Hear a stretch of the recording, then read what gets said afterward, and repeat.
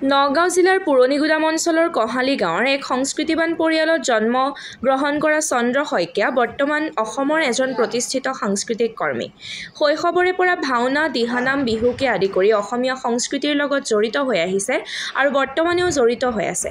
তেওঁ একাধিক্ৰমে বায়ন, বিহুৱা, ঢুলীয়া, নামতি পাঠে। ইয়াৰ উপৰিও অসমৰ বিভিন্ন ঠাইত বিহুৰ বিচাৰক, দিহানামৰ বিচাৰক কৰাৰ উপৰিও আৰু বিভিন্ন ঠাইত বিহুৰ প্ৰশিক্ষণো দিয়া দেখিবলৈ পোৱা যায়।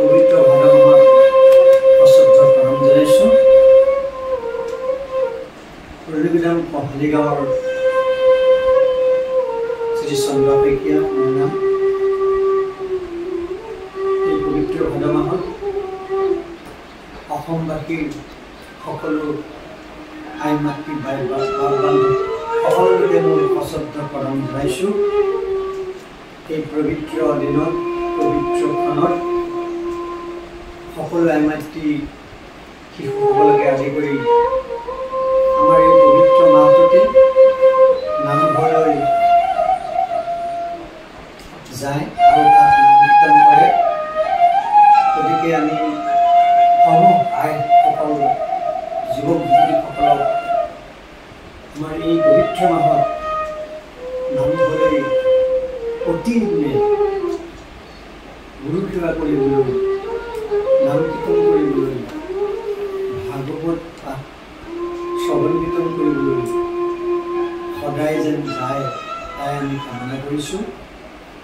অনাগত দিনত আমাৰ এই নৱপ্ৰজন্মৰ সকলৰ দ্বাৰা আমাৰ ভৱিষ্যত, গতিকে তেওঁলোকে যেন আমাৰ আই মাতৃসকলে নিজৰ নিজৰ শিশুসকলক নামঘৰলৈ লৈ যায় আৰু গুৰুৰ এই আদৰ্শৰ পালন কৰে।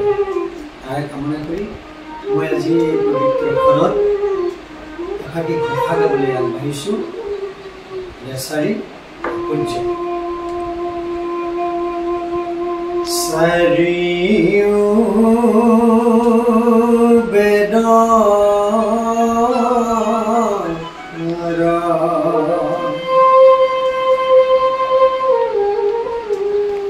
চাৰি অক্ষৰ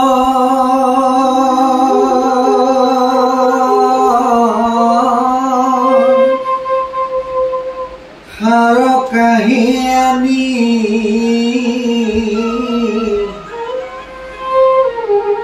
ব্ৰহ্মাদেৱে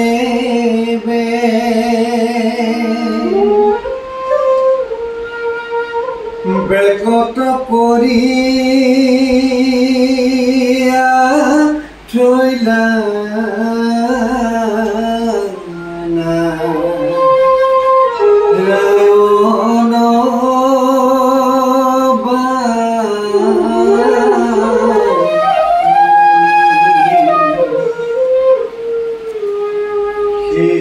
নাৰায়ণ নামলয়া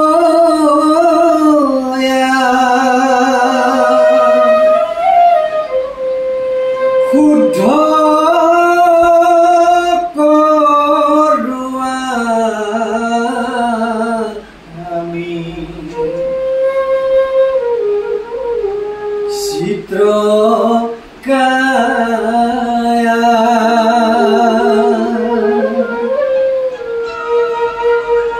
হৰি সন্তোষ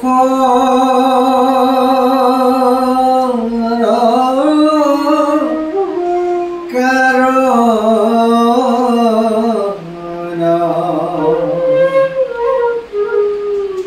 আনন জানি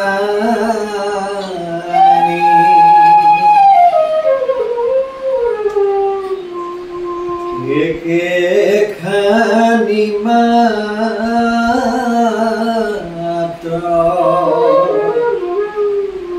শাস্ত্ৰ নিষ্ঠ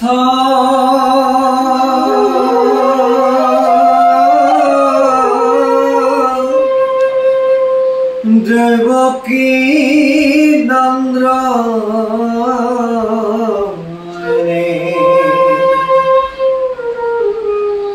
হইলা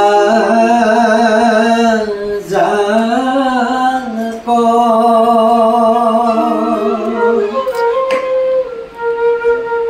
দেৱ একেবাৰে